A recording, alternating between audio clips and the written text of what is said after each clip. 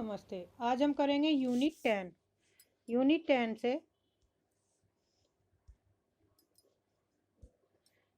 Unit 10 की जो x है उसके संस्मरण गद्य आत्मकथा जो दी गई है। महत्वपूर्ण तथ्य तो इस प्रकार है। जैसे पहला है माटी की मूर्ति, राम वृक्ष बैनीपुरी द्वारा रचित। प्रकाशन वर्ष है 1946 ईस्वी में। विद्या है रेखा चित्र। शुरुआती संस्करणों में ये 11 रेखा चित्र थे, लेकिन सन 1953 ईस्वी के संस्करण में रजिया नामक संस्करण के जुड़ने से इनकी संख्या कितनी हो गई? 12। भूमिका है माटी की मूर्ति में संकलित सभी रेखा चित्र राम वृक्ष बैनीपुरी ने हजारीबाग सेंट्रल जेल में रहते हुए लिखे हैं। इन रेखा चित्रों में राम वृक्ष बैनीपुरी ने अपने जीवन के उन चुनिंदा लोगों के बारे में लिखा जो उनके अत्यंत प्रिय थे। किसने? राम वृक्ष बैनीपुरी ने। जब यह संस्मरण लिखा था तो उस समय ये हजारीबाग सेंट्रल जेल में रहते हुए लिखे थे, और इस संस्मरण में उन्हीं लोगों के बारे में, उन्हीं मित्रों के बारे में लिखा है जो उनके खास थे या प्रिय थे। लगभग हर व्यक्ति के बारे में बताते हुए अपने बचपन में चले जाते हैं और बचपन के दिनों में इन सभी व्यक्तियों के साथ बिताए हुए पलों का सजीव चित्रण करने के साथ साथ उस दौर की सामाजिक, आर्थिक एवं सांस्कृतिक स्थिति भी उनके माध्यम से स्पष्ट करते चलते हैं। इन रेखा चित्रों के माध्यम से हर व्यक्ति के जीवन एवं चरित्र के श्वेत शाम पक्षों को दिखलाते हुए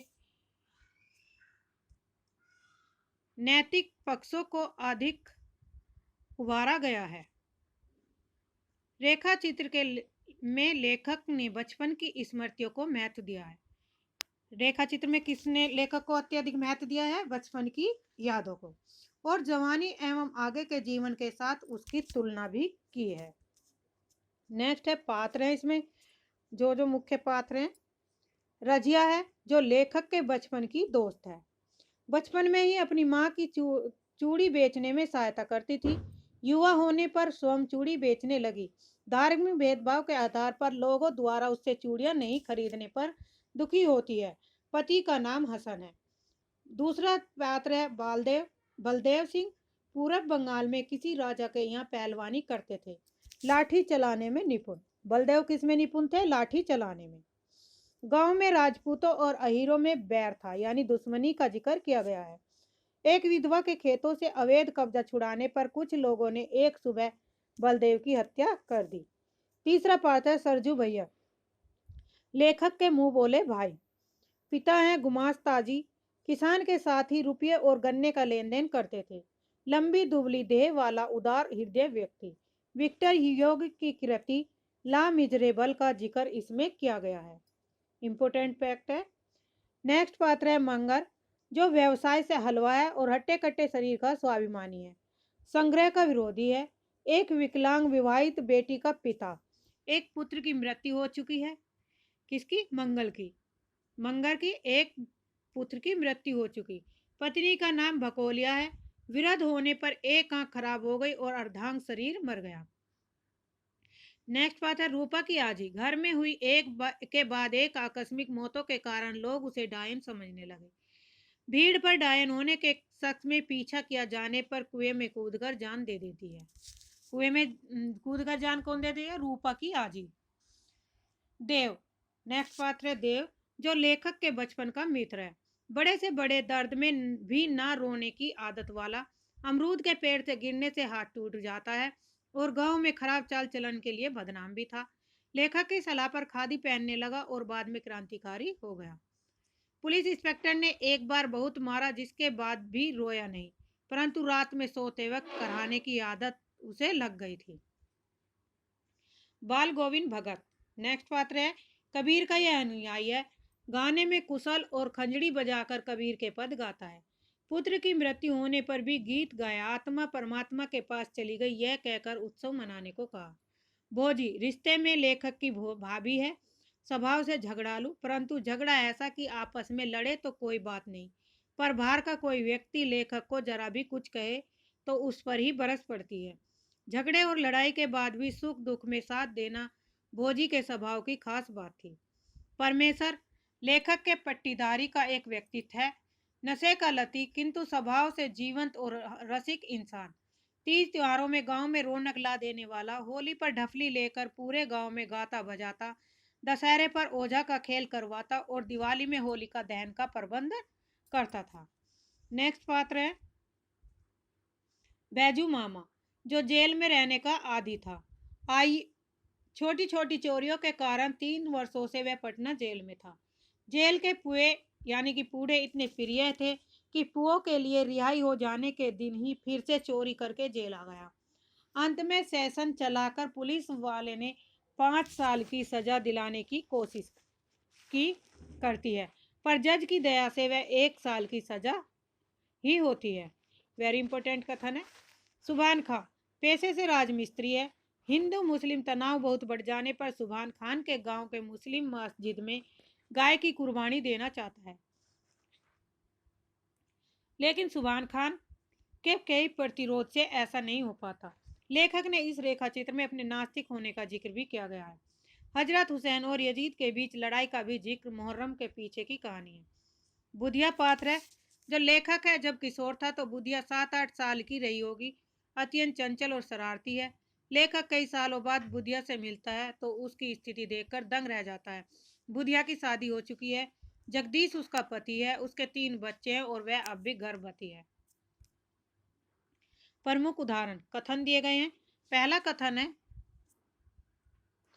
कला का काम जीवन को छिपाना नहीं, उसे उभारना है। कला वह है जिसे पाकर जिंदगी निखर उठे या चमक उठे। Very important. दूसरा कथन है, रजिया ने बताया कि किस तरह दुनिया बदल गई। अब तो ऐसे भी गांव हैं जहां के हिंदू मुसलमानों के हाथ से सौदे भी नहीं खरीदते। अब हिंदू चूड़ी हारिने हैं और हिंदू ही दर्जी हैं। तीसरा कथन है, उन दिनों हिंदू मुसलमानों की तनातनी नहीं थी, दोनों दूध चीनी की तरह घुले मिले थे। हिंदू की होली में मुसलमान की दाढ़ी रंगी होती थी और मुसलमानों के ताजिए में हिंदू के कंधे लगे होते थे। ताजिए के दिन थे, मेरे गांव में भी ताजिया बना था, यद्यपि एक भी मुसलमान वहां नहीं था। लेन देन जिसे नग्न शब्दों में सूदखोरी कहिए चाहता है। आदमी आदमीपन को खो दे, वह जो खटमल नहीं चीलर बन जाए। यथार्थ अन्नदाता के लिए पेंशन की हमारे अभागे देश में कहाँ व्यवस्था है, और व्यक्तिगत दया का दायरा तो हमेशा ही तंग रहा। पर मर्दों की अपेक्षा औरतें अपने को परिस्थिति के साँचे से ज्यादा और जल्द ढाल सकती हैं। नेक्स्ट कथन है, भावना पर दलील का क्या असर हो सकता है भरा। हमने सुन रखा था दुनिया में 3.5 ही वीर हैं। पहला भैंसा, दूसरा सुअर और तीसरा गेवन। आया राजा रामचंद्र। भैंसे सुअर और गेवन सीधा वार करते, कभी पीठ पर नहीं दिखाते। रामचंद्र वीर थे, लेकिन बाली को मारने के लिए उन्होंने पेड़ की ओट ली थी। इंपोर्टेंट कथन है, तेली जिसका मुंह देखने के बाद यात्रा सफल नहीं होती, ऐसी व्यवस्था दे रखी है थी हमारे समाज ने। बेटे के क्रियाक्रम में तूल नहीं किया, पतोहू से ही आग दिलाई उसकी, किंतु ज्यों ही श्राद्ध की अवधि पूरी हो गई, पतोहू के भाई को बुलाकर उसके साथ कर दिया, यह आदेश देते हुए कि उसकी दूसरी शादी कर देना। नेक्स्ट कथन है, भारतीय परिवार में भोजी का वही स्थान है जो मरुभूमि में ओएसिस का है।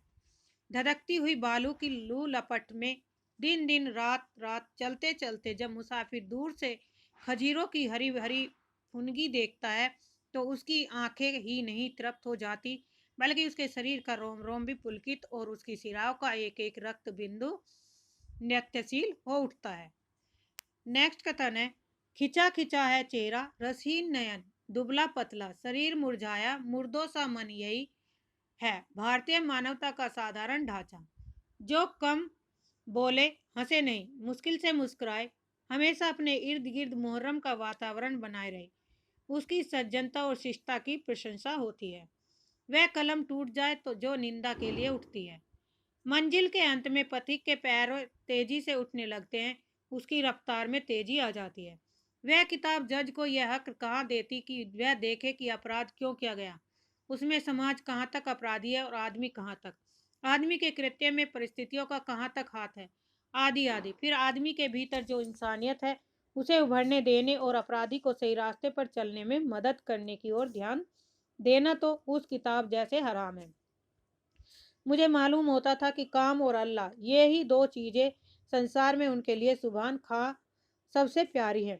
काम करते हुए अल्लाह को नहीं भूलते थे और अल्लाह से फुर्सत पाकर फिर झट काम में जुट जाना पवित्र कर्तव्य समझते थे। यानी कि जब भी कोई कार्य करते थे तो सबसे पहले भगवान का नाम लेते थे, अल्लाह का।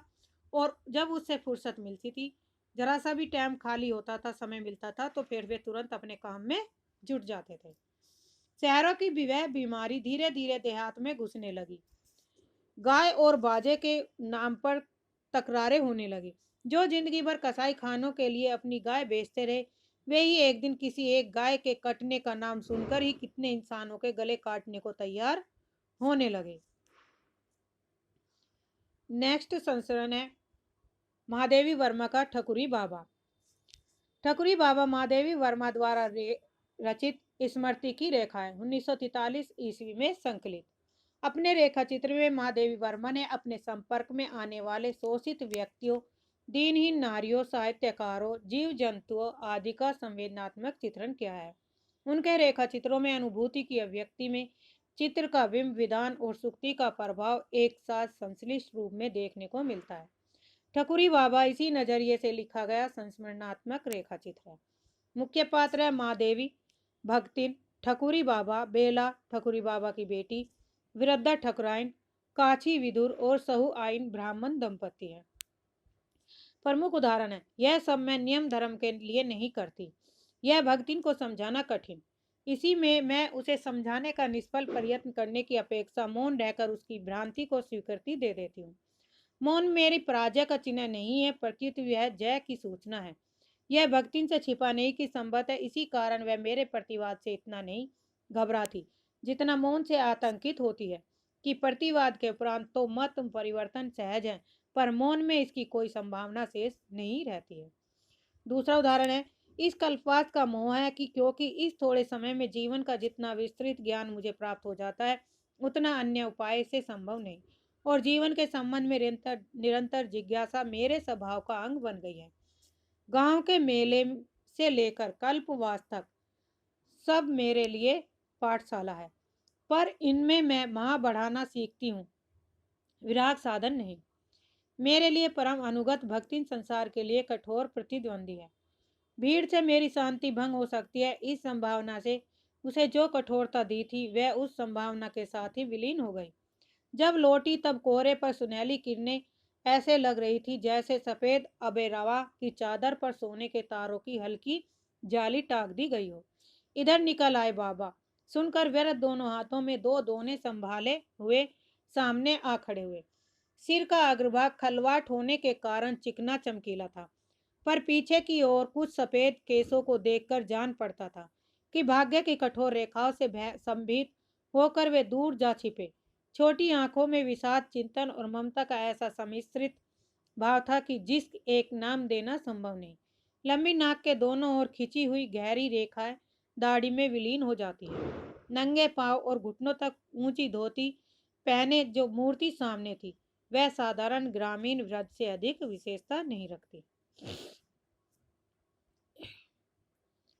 ठकुरी बाबा भाट वंश में अवतीर्ण होने के कारण कवि और कवि होने के कारण मेरे सजातीय कहे जा सकते हैं। आधुनिक युग में भाट चारणों के कर्तव्य और आवश्यकता में बहुत अंतर पड़ चुका है। इसी से न कोई उनके अस्तित्व को जानता है और न उसके कवित्व व्यवसाय का मूल्य समझाता है। अब तो उनका प्रत्यक्ष धंधा व्यक्तिगत मनोविनोद मात्र रह गया है। वर्षों में पत्नी ने उन्हें एक कन्या का उपहार दिया, पर इसके उपरांत वे विश्राम और पथ्य के अभाव में प्रसूति ज्वर से पीड़ित हुई तथा उचित चिकित्सा के अभाव में 1.5 वर्ष की बालिका छोड़कर अपने कठोर जीवन से मुक्ति पा गई। ठकुरी उसी रात अल्लाह सुनाकर लौटे थे। माता की मृत्यु का उन्हें स्मरण नहीं था। वृद्ध पिता की विदा ने उनके मन को छेदा नहीं था, पर यौवन के प्रथम प्रहर में इसने बंधन तोड़ जाने वाली पत्नी ने उनके हृदय को हिला दिया। खारे आंसुओं ने उनकी आंखों का गुलाबीपन धोकर उनके जीवन दर्शन के लिए स्वच्छ बनाया। पत्नी को खोकर ही ठकुरी वास्तविक पति और पिता बन सके। नेक्स्ट कथन है, भाव यदि मनुष्य की क्षुद्रता, दुर्भावना और विकृतियों नहीं बहा पाता, तब वह उसकी दुर्बलता बन जाता है। इसी से स्नेह, करुणा आदि के भाव हृदय बन सकते हैं और द्वेष कोष के दुर्भाव उसे और अधिक दुर्बल स्थिति में छोड़ जाते हैं। ग्रामीण समाज अपने रस समुद्र में व्यक्तिगत भेद, बुद्धि और दुर्बलताएं सहज ही डुबो देता है। इसी से इस भाव स्नान के उपरांत वह अधिक स्वस्थ रूप प्राप्त कर सकता है। नेक्स्ट कथन है, हमारे सभ्यता दर्पित शिष्ट समाज का काव्यानंद छिछला और उसका लक्ष्य सस्ता मनोरंजन मात्र रहता है। इसी से उसमें सम्मिलित होने वालों की भेद बुद्धि, एक दूसरे को नीचा दिखलाने के प्रयत्न और व्यक्तिक विषमताएं और अधिक विस्तार पा लेती हैं। एक वह हिंडोला है जिसमें ऊंचाई नीचाई का स्पर्श भी एक आत्मविस्मृति में विश्राम देता है।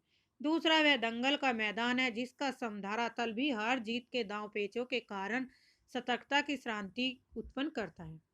नेक्स्ट कथन है, ख्याति के मध्याह्न में कवि के लिए अपने प्रशंसकों और अपने बीच में ऐसा दुर्भेद पर्दा डाल देना सहज नहीं होता। उस सरल जीवन की सात्विकता में यदि दूसरे पक्ष की कृत्रिमता इतनी कठिन रेखाओं में आंक दी होती है तो मेरा विद्रोह इतना तीव्र न हो पाता। विशेषतः ऐसा करना तब और भी कठिन हो जाता है जब आडंबर के साथ अर्थ भी उपस्थित हो, क्योंकि अर्थ ही इस युग की देवता है।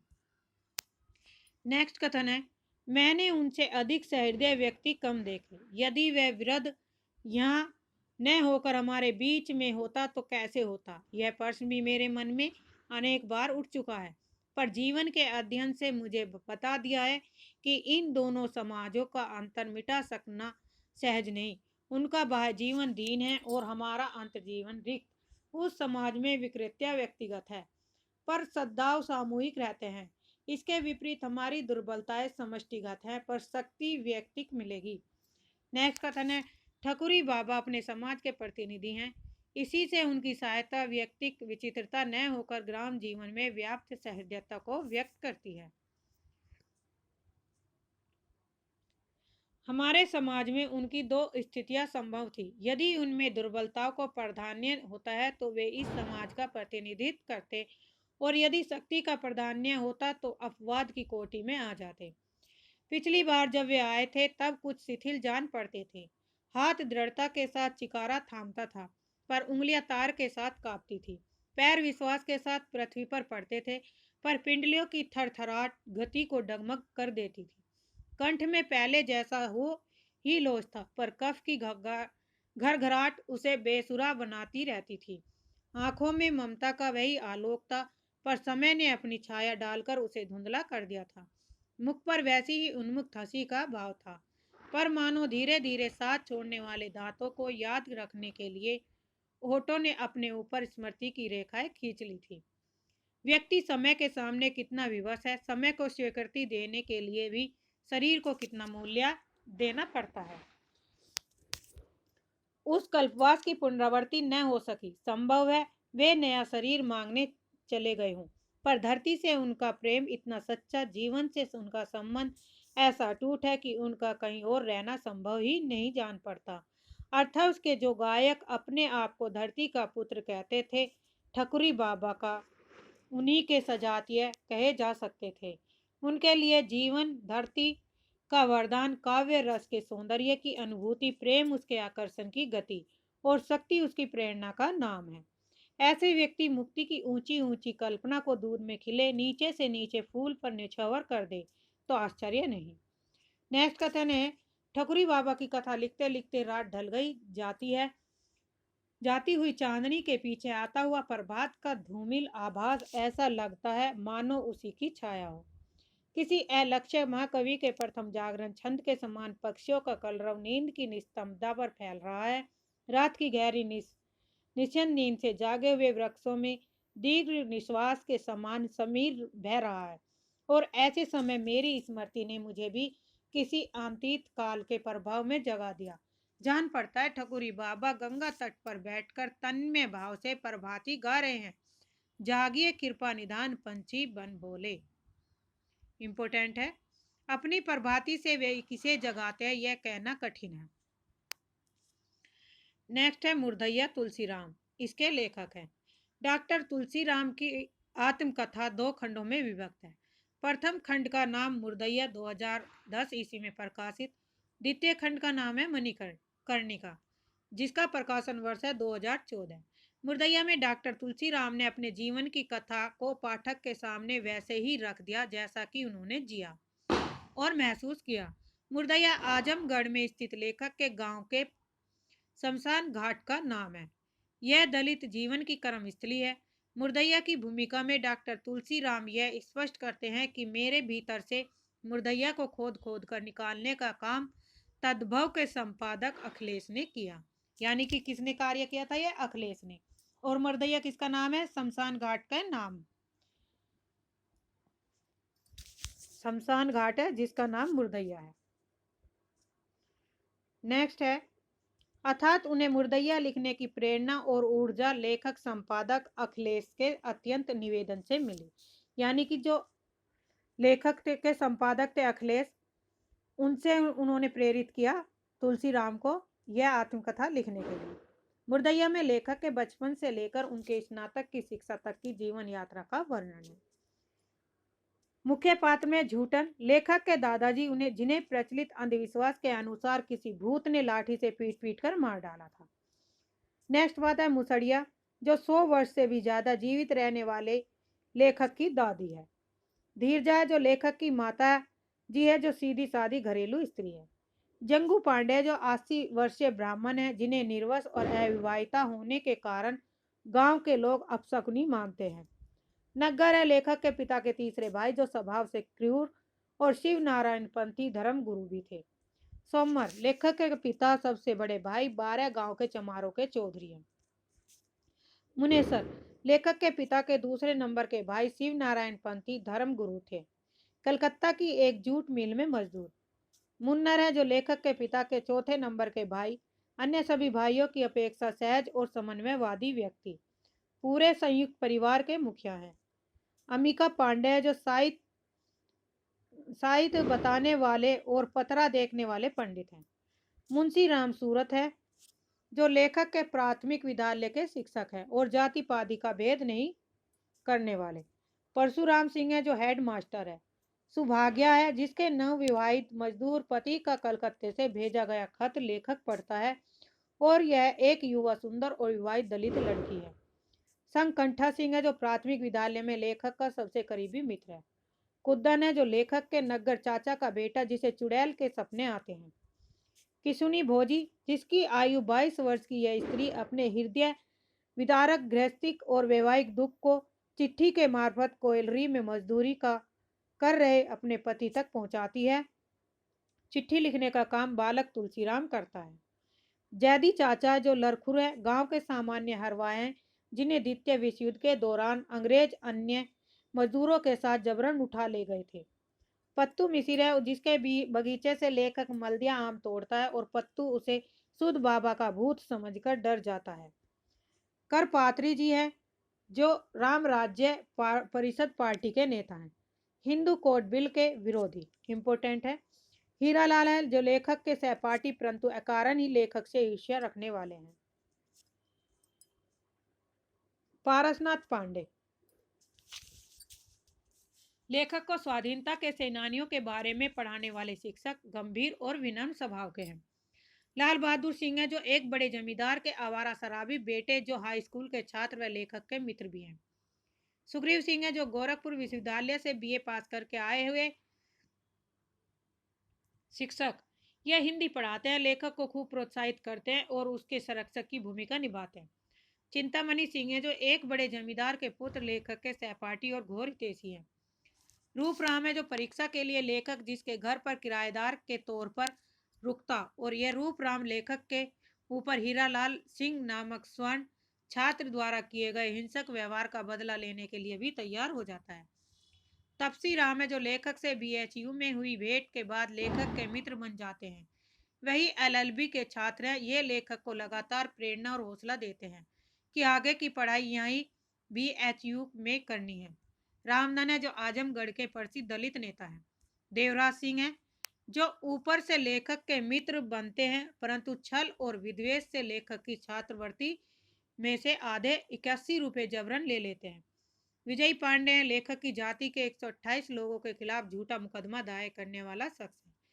अरुण कुमार सिंह है, जो आजमगढ़ के कम्युनिस्ट नेता और विधानसभा सदस्य तेज बहादुर सिंह के नाती और लेखक के घनिष्ठ मित्र जो आजीवन रहे हैं। प्रमुख उदाहरण है, भूमिका है मुर्दैया हमारे गांव धर्मपुर आजमगढ़ की बहुउद्देश्य कर्म स्थली थी। चरवाही से लेकर हरवाही तक के सारे रास्ते वहीं से गुजरते थे। हमारे गांव की जियो पॉलिटिक्स यानी भू राजनीति में दलितों के लिए मुर्दैया का एक सामरिक केंद्र जैसी थी। बचपन में दुखित होने का मतलब होता था आंखों में आंसू आ जाना। ऐसे अवसरों पर मेरी दादी आंख धो लेने को कहती, किंतु आज का अनुभव बताता है कि चंद पानी के छींटे से दुख की निशानी नहीं मिट पाती। नेक्स्ट है, बढ़ते हुए शहरीकरण ने हर एक जीवन को प्रभावित किया। भूत भी इससे अछूते नहीं रहे। भूतई पारिवारिक पृष्ठभूमि है, मूर्खता मेरी जन्मजात विरासत है। हकीकत तो यह है कि आज भी करोड़ों भारतीय मीनांदर की कसौटी पर खरा उतरते हैं। नेक्स्ट कथन है, गांव वालों का कहना था कि मेरी दादी ने कोए का मांस खाया इसलिए वह मरती नहीं। संभवतः मेरे माँ बाप की सर्वोच्च आकांक्षाओं की पहुंच मुझे एक सिद्धस्त मच्छर मरवा के रूप में देखने तक ही सिमट कर रह गई थी। नेक्स्ट है, उस समय गांव में दलितों के अलग देवी देवता होते थे जिनकी पूजा स्वर्ण नहीं करते थे। हमारे गांव में चमरिया माई और डीही बाबा दो ऐसे ही देवी देवता थे जिनकी पूजा दलित करते थे। पिताजी के सबसे बड़े भाई जिनका नाम सोमवार था, 12 गांव के चमारों के चौधरी चुने गए थे। भारत की आज़ादी के पूर्व न जाने कब से पूर्वी उत्तर प्रदेश के अनेक क्षेत्रों की एक परंपरा के अनुसार चमारों का 12 गांवा होता था, अर्थात 12 गांव के चमारों की एक वृहद पंचायत, एक बड़ी पंचायत होती थी जिसमें कोई एक व्यक्ति सर्वसम्मति से चौधरी चुना जाता था। इस चौधरी को व्यवहारिक रूप में एक न्यायाधीश की तरह अधिकार प्राप्त होता था। यौन संबंध से जुड़ी युवती के पूरे परिवार को कुजाती घोषित कर दिया जाता था। कुजाती का मतलब होता था कि उसका हुक्का पानी बंद, अर्थात संपूर्ण रूप से 12 गांव द्वारा बहिष्कार करना, उसे निकाल देना। हमारे घर में शिव नारायण पंथ की परंपरा में साल में 3 अवसरों पर समारोह होता था। कितने अवसरों पर समारोह होता था? 3 अवसरों पर, जिसमें बड़ी संख्या में चेले उपस्थित होते थे। ये 3 अवसर थे होली, दिवाली और कृष्ण जन्माष्टमी। वेरी इंपॉर्टेंट, त्योहारों का ये पूछा जा सकता है। इन समारोह को गादी लगाना कहा जाता था। इन समारोह को क्या कहा जाता? गादी लगाना। किसी शिव नारायण पंथी की मृत्यु हो जाने पर हिंदुओं की तरह उसकी लाश को जलाया नहीं जाता था, बल्कि मुसलमानों की तरह दफनाया जाता था। किसी किसी को गंगा नदी में बहाकर भी दिया जाता था। मुर्दैया तथा स्कूली जीवन। जैसन कहत बाड़ा जोगी, वैसन बढ़त बाड़े रोगी। बड़ रस सतिया सहबा राम, जैसन कहत बाड़ा ओदी, वैसन मारल गईले गांधी। बड़ सतिया सहबा राम, जैसन कहत बाड़ा दावा, वैसन चलत बाड़ी हवा। बड़ सतिया सहबा राम। ये पंक्तियां हैं, इंपॉर्टेंट है। आमिका पांडे शादी विवाह से लेकर फसल बोने तथा काटने तक की साहित्य बताने के लिए मशहूर थे। उस समय के अध्यापक बरसात बताने पर हर एक का जन्मदिन 1 जुलाई, जाड़ा बताने पर 1 जनवरी या गर्मी बताने पर 1 मार्च लिख देते थे। यही फॉर्मूला भारत के अनेक गांवों में आज भी प्रचलित है। परिणाम स्वरूप नौकरी पेशे वाले लोग, अधिकतर दलित, इन्हीं तारीखों पर रिटायर हो जाते थे। नेक्स्ट है, कक्षा 2 में जाने के लिए मुंशी जी ने हर बच्चे से 2 रुपया पस कराई यानी पास कराने की घूस ली। यह 2 रुपया मुझे बड़ी मुश्किल से घर से प्राप्त हुआ। लेखक कह रहा अभिया, यह परस कराई सभी अध्यापक लेते थे और जो बच्चा नहीं देता था उसे फेल कर दिया जाता था। बताओ जी, पहले जमाने में भी कैसा होता, पैसे लेकर पास करते थे। दादी लौटकर अपने 2 घुटनों को मोड़कर मुझे बैठा लेती और झूले की तरह आगे पीछे झुलाते हुए एक छोटी सी काव्यमय कहानी गाती जाती। वह कहानी इस प्रकार थी, राजा रानी आवेली, पोखरा खान वेली, पोखरा के तीरे तीरे इमली लगा वेली। इमली के खोडरा में 32 अंडा, रामचंद्र फटकारे डंडा, डंडा गईल रेत में, मछली के पेट में कौवा कहे काव काव, बिलार कहे झपटो आ लंगड़ी के टांग धाई के, रहरी में पटको रहरी में पटको। यह कहानी खत्म होते ही दादी जोर जोर से लल्ला लल्ला पल्ला कहते हुए पैरों पर बिठाए मुझे ऊपर हवा में उछाल देती। Very important. हमारे घर में सोने के लिए जाड़े के दिनों में घर की फर्श पर धान का पोरा या पुआल बिछा दिया जाता था।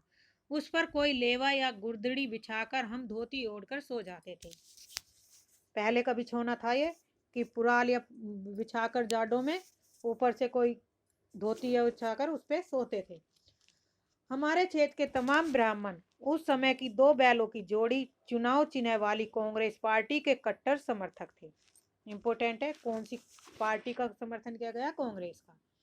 इन्हीं सिवानों से घिरे हमारे धर्मपुर गांव के सबसे उत्तर में अहीर बहुल बस्ती थी, जिसमें एक घर कुम्हार, एक घर नोनिया और एक घर गडरिया, एक घर घोन भड़भूजे का था। बीच में भवनोटी ब्राह्मण टोला तथा तमाम गांव की परंपरा के अनुसार सबसे दक्षिणा में हमारी दलित बस्ती। एक हिंदू अंधविश्वास के अनुसार किसी गांव में दक्षिण दिशा से ही कोई आपदा, बीमारी या महामारी भी आती है, इसीलिए हमेशा गांव के दक्षिण में दलितों को बसाया जाता था। अतः मेरे जैसे सभी लोग हमारे गांव में इन्हीं महामारियों, आपदाओं का प्रथम शिकार होने के लिए ही दक्षिण की दलित बस्ती में पैदा हुए थे। Very important. यहाँ से कूट का क्वेश्चन बनेगा कि उनके धर्मपुर गांव में कौन कौन सी बस्ती थी। तो सबसे पहले अहीर की, फिर कुम्हार की, फिर एक नोनिया की, एक गडरिये की और एक ब्राह्मण की टोली थी।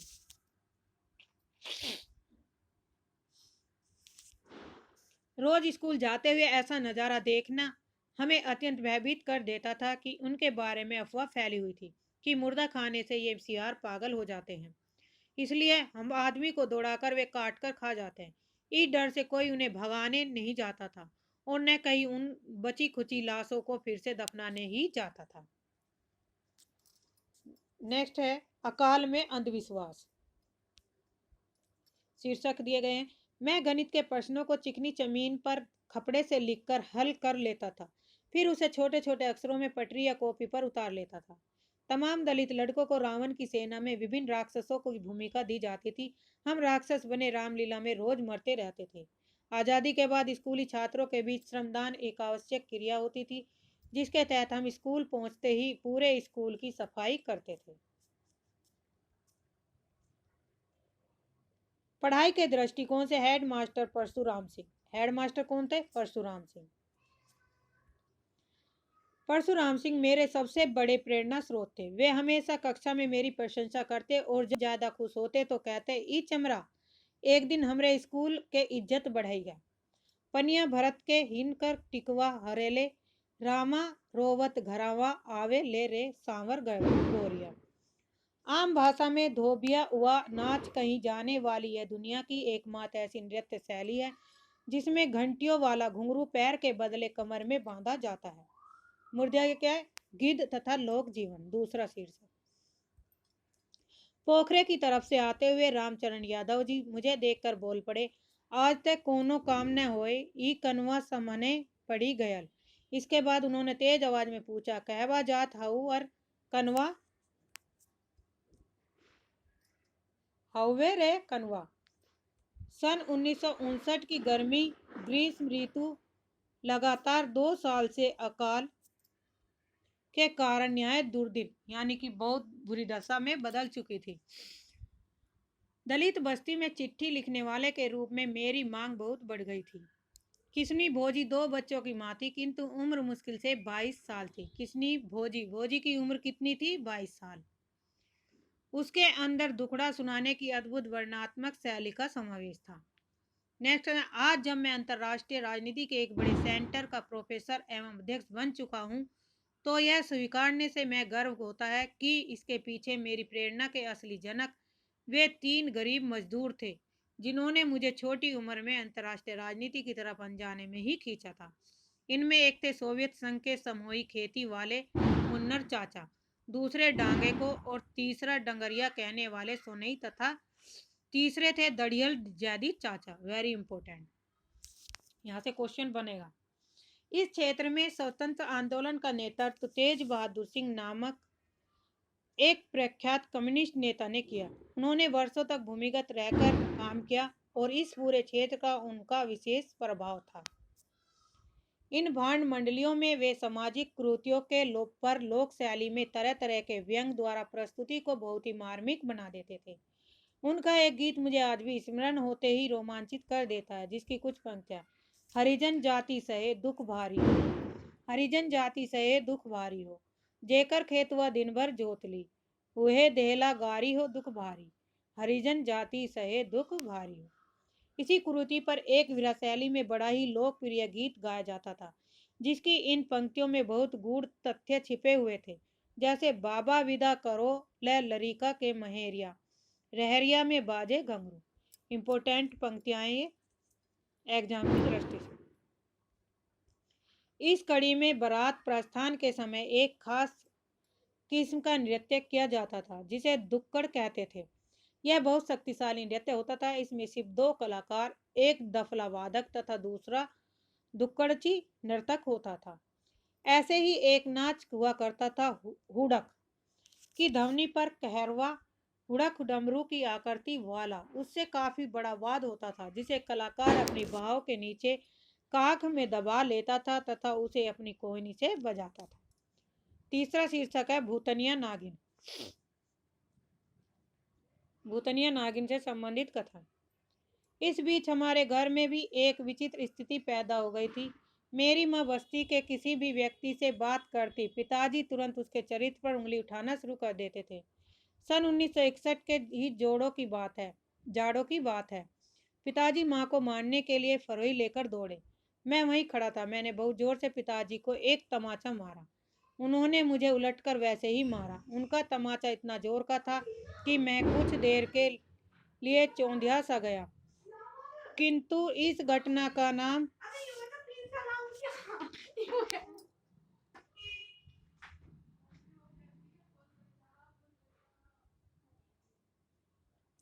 1961 के ही जोड़ों की बात है कि पिताजी माँ को मारने के लिए फुरई लेकर दौड़े। मैं वहीं खड़ा था। मैंने बहुत जोर से पिताजी को एक तमाचा मारा। उन्होंने मुझे उलटकर वैसे ही मारा। उनका तमाचा इतना जोर का था कि मैं कुछ देर के लिए चौंधिया सा गया। किंतु इस घटना का परिणाम यह होगा कि आगे पिताजी माँ को मारने से घबराने लगे। बस्ती के लगभग सभी लोगों ने मुझे सही ठहराया। समय ज्यों ज्यों बीतता गया, माँ और पिताजी की लड़ाई में मैं पिताजी का दुश्मन बनता गया। अगला साल सन 1962 देश के तीसरे चुनाव वाला साल था। इसकी दस्तक से पहले स्कूल में एक बार फिर विकास प्रदर्शनी लगाई। इस बार के सांस्कृतिक कार्यक्रम में पहली बार एक फिल्म दिखाई गई, जिसका नाम था चक्रधारी। बाद में बाबा हरिहर दास ने बताया कि स्वामी करपात्री जी देश में रामराज लाने के लिए काम कर रहे हैं। जाहिर है कि पार्टी राम राज्य परिषद चुनाव मैदान में थी। कुल मिलाकर हमारे क्षेत्र में कांग्रेस, कम्युनिस्ट तथा प्रजा सोशलिस्ट पार्टी का काफी प्रभाव था, किंतु हमारे गांव में कोई जनसंघ का नाम लेवा नहीं था। नेक्स्ट कथन है, हमारे स्कूल में हजारों लोगों का मजमा लगा हुआ था। सुबह से शाम तक चुनाव की सारी प्रक्रिया में मैं देखता रहा। मतदान बंद होने के बाद मैं अपने पिता तथा माँ के साथ वापस घर आ रहा था, तो पिताजी ने मुझे बताया कि बाबा हरिहर दास ने उन्हें 2 रुपया दिया, इसलिए उन्होंने रामराज को वोट दे दिया। जुलाई 1962 में जब स्कूल खुला तो 9वीं कक्षा का नज़ारा ही कुछ और था। मैं काफ़ी उत्साहित था। अन्य विषयों के साथ रेखा गणित एक नया विषय था। नेक्स्ट है, प्रधानाध्यापक धर्मदेव मिश्र लगभग रोज ही स्कूल पर सभा करते और बताते कि युद्ध के लिए हथियार बदले अमेरिका सोना मांग रहा है और वे सुरक्षा कोष में सोना इकट्ठा करने के लिए प्रेरित करते। उस समय चीन के बारे में उन अनेक किस्से कहानियां स्कूल तथा गांव में फैली हुई थी। नग्गर चाचा का बेटा कुंदन न जाने कहां से सुनकर आया था कि वह कहता है कि चीन में जब लोग 60 साल के बूढ़े हो जाते हैं तो उन्हें सरकार अच्छा खाना खाने की दावत देती है। फिर दावत में आए हजारों बूढ़ों को गोली मार दी जाती है। चले बुद्ध की राह। धर्मदेव मिश्र स्वयं कवि थे। कवि होने के नाते उन्होंने अपना उपनाम कमलेश रखा। धर्मदेव मिश्र जो कवि थे उनका उपनाम क्या था? कमलेश था। कमलेश जी भक्ति साहित्य में कृष्णाश्रयी शाखा के बड़े प्रशंसक और अनुयायी थे। इसी बीच स्कूल के पास वाले मंदिर में एक विचित्र साधु आए। वे औरतों की तरह बड़े बड़े बाल बढ़ाए हुए थे, किंतु दाढ़ी मूछ सफाचट थी। वे आभूषणों से लदे हुए थे, पैरों में पायल, हाथों में बड़े बड़े गुझे, कमर में चांदी की करदनी, गले में मंगलसूत्र, कानों में तरकिया, नाक में नथनी आदि पहने हुए थे। उनकी मांग में सिंदूर भी था, किंतु परिधान के नाम पर आधुनिक बिकनी की तरह उनकी लंगोटी ने उन्हें आकर्षण का केंद्र बना दिया। इम्पोर्टेंट है। वे राहुल जी की प्रसिद्ध पुस्तक वोल्गा से गंगा का नाम लेकर कहते कि इसके अलावा उन्होंने सैकड़ों किताबें लिखी। राहुल संकीर्तन के बारे में यह सब सुनकर मेरे मन में उत्कंठा जगती है कि मैं भी अपने उनके जैसा होता तो कितना अच्छा होता। वोल्गा से गंगा में क्या है, इसके बारे में पारसनाथ पांडे कुछ भी नहीं बताते, किंतु बार बार कहते रहते थे कि यह पुस्तक सारे विश्व में जानी जाती है। सिद्धार्थ को वैराग्य हुआ और वे सच्चे ज्ञान की तलाश में एक दिन रात के समय घोड़े पर चढ़कर महल से भाग निकले। इस छोटे से पाठ ने मेरे मस्तिष्क में एक चलता फिरता चलचित्र छाप दिया था। हरदम घुड़सवार बुद्ध मेरी कल्पना से गुजरते रहे। हाई स्कूल के आगे ज्ञान की तलाश मुझे भी थी, इसलिए गौतम बुद्ध अत्यधिक प्रिय लगने लगे। निकट भविष्य में मेरा घर से भागना निश्चित हो गया। उदाहरण देते ही बवनोटी का कोई लड़का हाई स्कूल के आगे नहीं पढ़ता। हकीकत यह थी कि बवनोटी का बच्चा उस समय तक हाई स्कूल पास नहीं कर पाया था, क्योंकि वे फेल होकर पढ़ाई छोड़कर घर छोड़ देते थे। फेल हो जाने पर क्या करते थे, वे अपनी पढ़ाई छोड़ देते थे। आखिरकार जुलाई आ ही गई। घर वालों के विरोध के बावजूद मैं सुबह बिना कुछ खाए खाली पेट स्कूल जाने लगा। घर पर सामूहिक संयुक्त पारिवारिक जीवन में व्यक्तिगत रूप से भोजन की व्यवस्था मेरे लिए असंभव थी। चूंकि हमारे स्कूल के संस्थापक बाबा हरिहर दास क्षत्रिय थे, इसलिए वहाँ इस समुदाय का बोलबाला था। अधिक संख्या अध्यापक भी क्षत्रिय थे। ऐसे अध्यापकों में एक थे सुग्रीव सिंह, जो हाल ही में गोरखपुर विश्वविद्यालय से बीए पास कर अध्यापक बने थे। वे हिंदी पढ़ाते थे और वे मुझे खूब प्रोत्साहित करते थे। जब मैंने कहा कि पढ़ाई में सबसे आगे निकल गया तो मैं बहुत खुश हुई। दूसरे दिन बाबा हरिहर दास स्वयं प्रिंसिपल धर्मदेव मिश्र के साथ मेरे घर बधाई देने आ गए। सबसे बड़ा संकट यह था कि उन दिनों में जो वजीफा मिलता था वह कम से कम 6 महीने बाद, अतः शुरू के 6 महीने का खर्च स्वयं उठाना था। इस बीच एक बार फिर संकट मोचक के रूप में मेरे सामने वही हिंदी अध्यापक सुग्रीव सिंह प्रस्तुत हुए। उन्होंने मुझे फिर 30 रुपए दिए और कहा कि आजमगढ़ जाकर पढ़ाई जारी रखूं।